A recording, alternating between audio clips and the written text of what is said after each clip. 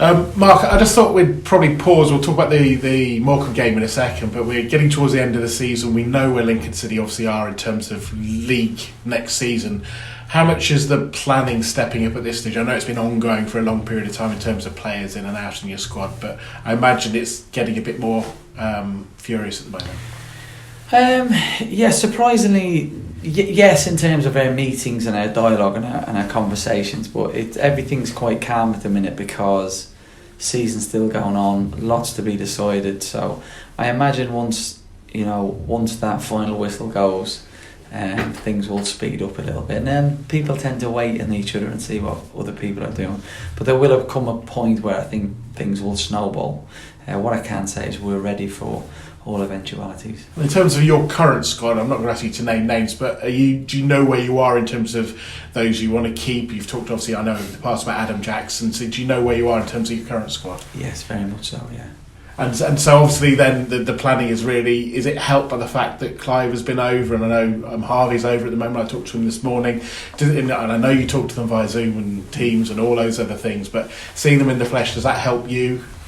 It's nice to connect, and it's nice to see people in the flesh as opposed to being on the phone or on a Zoom. The one thing the club do brilliantly, we're very proactive in terms of meetings, dialogue, board meetings, connecting, whatever you want to call those buzzwords.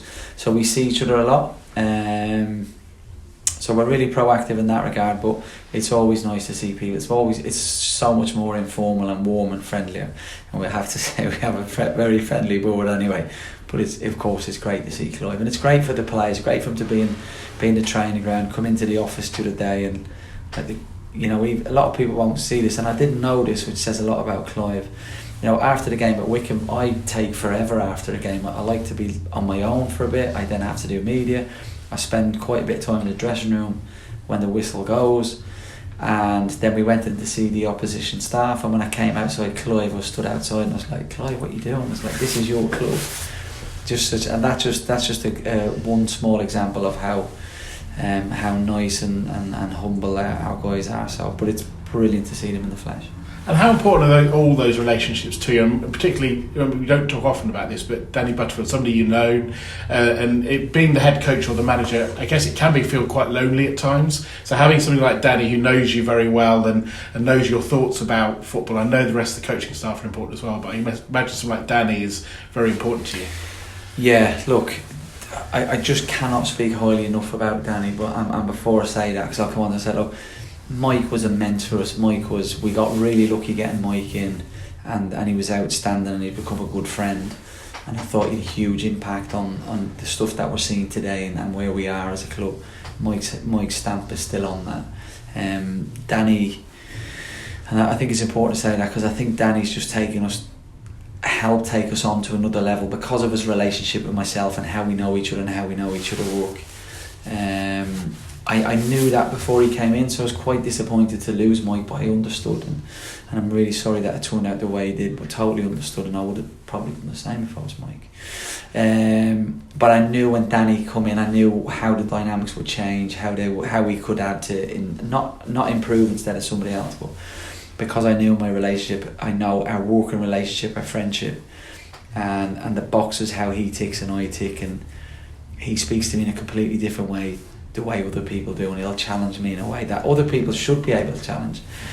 And he knows what buttons to press and what boxes to tick and how to maximise each other. But his experience and knowledge of the game, the league, his background as a player, his impact on us. We are where we are today. When I look at the position in the club, he's had a massive impact on that, and he deserves a huge amount of credit for that. And obviously had the loans job at Southampton before. That sort of encyclopedic knowledge you must have of that level of football across the board must be I'm sure Jez has a great knowledge, and you do, and other people do, but he's been in that level, and he'll have seen a lot of players, not just at Southampton, but across that level of the Premier League, of those young players coming through. Yeah, very good, very experienced. And obviously working at a club like Southampton will have given him a huge knowledge, experience and improvement in what that looks like. But it's not just that, it's not just how you place it, his understanding of the financial side of it and the barometers and the parameters that work within that is very, very good. And I say that respectfully and carefully because we actually don't get involved in any of that. But just his rounded knowledge of the loan market, the players, what it looks like, what it takes, what you're looking for, presenting to clubs, pitching at clubs, putting them in the right clubs, the things we're looking for, the before and afters is he's a really impressive guy.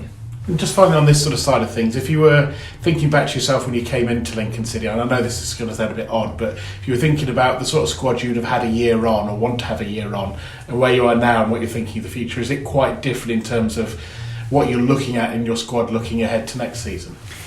Yeah, very much so. If you look at players that have left, players that have come in, I think we've changed the type of players we're looking at. Everybody wants different things. I think we've fixed several problems, and I mean that in a positive way. Did I see us playing 3-4-3 or having him in and him in? No, I didn't. I knew that coming into it, some of it's learning on your feet, some of it's learning in the moment. But one thing I would say, I'm so much further forward for the experience than where I was at the start of the season, and I think the club deserve huge credit for that. I spoke to Liam a while ago, and it's only now that I'm doing what I'm doing and I am where I am, it's only now that I realise what a massive risk the club made in bringing in a new, almost first time manager. So incredibly grateful for that and relieved that it's working out, because there's a lot of pressure on Clive and Liam and the board to make those decisions. But yeah, much happier with where we are and much clearer in what we're trying to do now. But to answer your question, at the start I wasn't quite sure what it would look like in a year's time, but couldn't be happier. I appreciate you're not directly involved in this. It's been a big day for the football club today with the ceremonial stuff around the Stacey West stand and the development for the Lincoln City Foundation. That's, of course, the results on the pitch, the performance of the teams, are the things that most fans talk about. But football clubs like Lincoln City, it is about being part of the community, and this is therefore a really important day. Yeah, look, the club is so highly rated in terms of how we connect with the community. And one of the things that really stood out to me in my interview, I should say my multiple interviews, was bringing in a head coach that wanted to be part of that and would embrace that, and would really warm to the idea of that we're a community-based club. I feel as a club we do a lot, and in a positive way. I know the players are busy week in, week out. I know myself in my own new experience, I was quite surprised by the amount of stuff the club do, and I can't promote it enough. So I think the club deserves a huge amount of credit for how they connect with the community, the things they do and the things they recognise that's important to the community, because without the community, the fans and the surrounding businesses and people, the club just wouldn't be here. So I think the club deserve, and the people who deal with that deserve a huge amount of credit for that. Right, let's talk about the game. There is a game taking place. Morecambe, you can look at the league table and look at the positions, but you can also look at their recent results. They won the last two. Yeah, two big results as well. Two really, really impressive results. I'm kind of, I got asked a question after the game, and I was saying, I don't really care who we play, and I don't, but I'd rather play somebody who's got something to play for. Morecambe can't afford, in my opinion, to come and spoil the game and make it slow and break it down and hold on for 70 minutes and try and nick a goal at the end. And I don't mean in terms of holding on as in we're going to dominate the game, but maybe staying. They need to win the game of football. So I think it'll be two teams going out to win a game of football instead of a team hoping to get away with a point. So I'm glad we're playing Morecambe, to be honest. And injury situation, has it improved a little? I thought you might have to pull your boots on last week, but getting any better? Yeah, it's amazing the way football changes. No, we've had nobody back, but we weren't expecting anybody back, like a Teddy or a Charles or Joe. A couple of the players a bit stiff today, but nothing negative to report. So we're in a good place.